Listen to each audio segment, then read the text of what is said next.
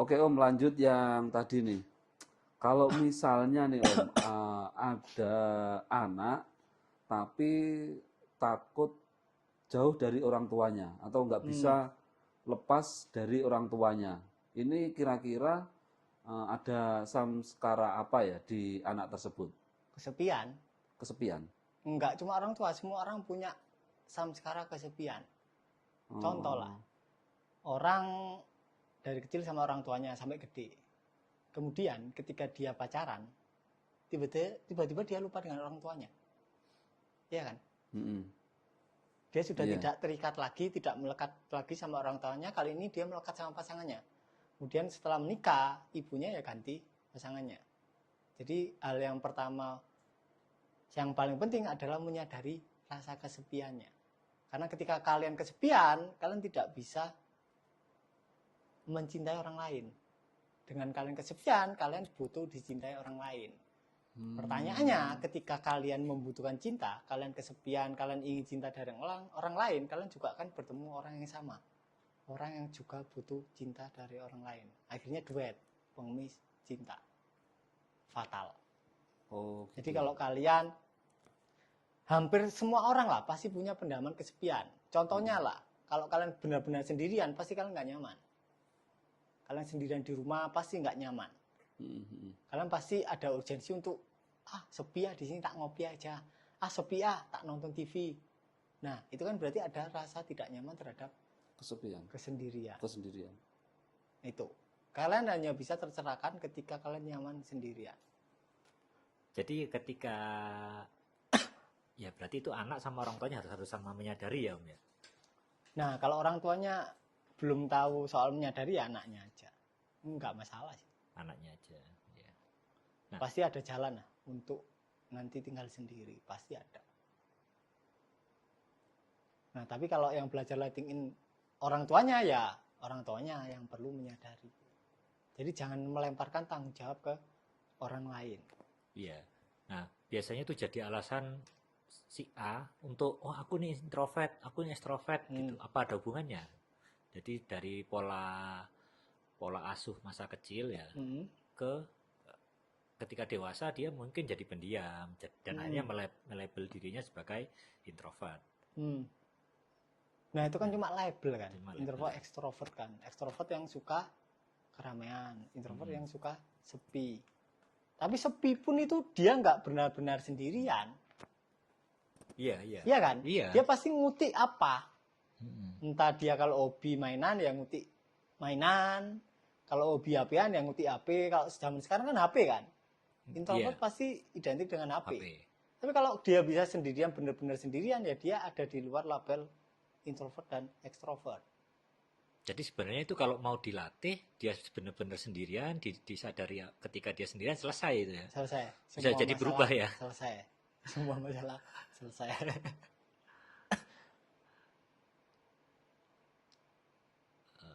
Banyak juga para orang tua itu yang ya mereka itu tidak ingin anaknya kesusahan nanti di masa depan. Hmm. Nah, itu. Ya, bahkan sejak kecil semuanya dipenuhin, sekolahnya dicariin. Hmm. Apa itu efeknya bagi si anak di masa remajanya atau masa ketika dia sudah seharusnya mandiri itu efeknya apa? Efeknya ya ketika dia dewasa, orang tuanya udah mati. Mm-mm. Bingung dia. Dia bingung ya. Kira-kira bingung nggak? Ya bingung. Misal ada Kayak lepas seorang dari anak induknya nih. ya. Nah, misal ada seorang anak nih. Dari kecil sampai dewasa dia terbiaya di sapling. Mm-mm. Terus orang tuanya meninggal. Mm-mm. Kira-kira what's happen? Ya Buyar. kehilangan ya Buyar. kehilangan daya hidup lah. Kehilangan daya hidup. Nah, jadi itu. Jadi ketika kalian para orang tua ingin terus mensuplai anaknya, nggak mau anaknya struggle, ya it's okay, itu sangat-sangat benar. Tapi perlu disadari terlebih dahulu sponsornya. Kenapa kalian mensuplai jor-joran? Apakah kalian ada ketakutan terkait diri kalian sendiri? Mungkin kalian nggak mau anak kalian mengalami apa yang kalian alami dulu, atau yang paling tahu pasti kalian. Kalau kalian jujur dengan perasaannya mau mengalami total, nanti pasti mungkin kalian tetap akan mensuplai jor-joran. tapi respon ke anak kalian mungkin akan berbeda. Nah itu, jadi bukan tentang kalian mensuplai atau enggak, bukan kalian manjain atau enggak, tapi sponsornya apa. Kalau sponsornya jelek, hasilnya pasti jelek. Iya. Jadi gini Om, di teman-teman private maupun yang seminar ya, itu rata-rata kan kekurangan cinta dari orang tua. Ada tekniknya untuk solusi itu, dan tekniknya sangat powerful, sangat ya, wah itu langsung bikin happy. Nah, kalau untuk anak yang kelebihan suplai tadi itu, apa itu ada juga teknik atau saran dari Mas Riko jika kita mengalami seperti itu? Nah, kelebihan suplai itu kan bukan berarti orang tuanya cinta dia. Iya, makanya. Bukan berarti. Bukan berarti. Misal ada orang ingin namanya itu, nama keluarganya itu terus dikenang. Akhirnya dia mensuplai anaknya jor-joran. Kira-kira rasa apa yang muncul di situ? Ambisi atau cinta? Iya, ambisi. Ambisi. Jadi kemungkinan besar itu bukan cinta. Bukan cinta. Kemungkinan besar. Jadi solusinya hasilnya sama. Sama ya. Mau itu supply jor-joran atau nggak supply, itu kemungkinan besar sponsornya bukan cinta. Iya. Kemungkinan besar. Kalau efeknya buruk berarti kemungkinan sponsornya bukan cinta. Oke, Om. Menarik ini. Jadi teman-teman yang mungkin merasa masa kecilnya kurang perhatian, kurang supply dari orang tua, ada solusinya, dan ini sudah banyak, mungkin hampir seluruh alumni praktekan ya, dan seru sekali. Itu bisa dipelajari di komunitas ya. Iya. Jadi kalau misal biasanya kan ada dua sisi anak kan. Anak yang satu ini kayak bebas dan dia otomatis kekurangan kasih sayang. Yang satu ini karena orang tuanya ambisius, dia ingin mencetak dirinya yang lain. Iya kan? Dia ini meneruskan dirinya sendiri dalam bentuk anaknya. Oh, dia disuplai. Itu yang dianggap supply kan ya? Itu yang dianggap supply. Itu yang dianggap supply. Kemudian selain dia supply, dia juga memberikan batasan. Iya. Kamu nggak boleh ini, nggak boleh itu, nggak boleh ini, nggak boleh itu. Bisa ditebak, gedenya pasti fanatik. Entah fanatik ke kepercayaan, fanatik ke apapun lah. Intinya dia fanatik. Karena dia membutuhkan figur otoritas. Dia nggak bisa jalan sendiri. Dia nggak bisa jalan sendiri. Dia butuh figur otoritas yang memberi dia perintah. Dan pasti menderita. Iya. Berarti kalau seperti itu,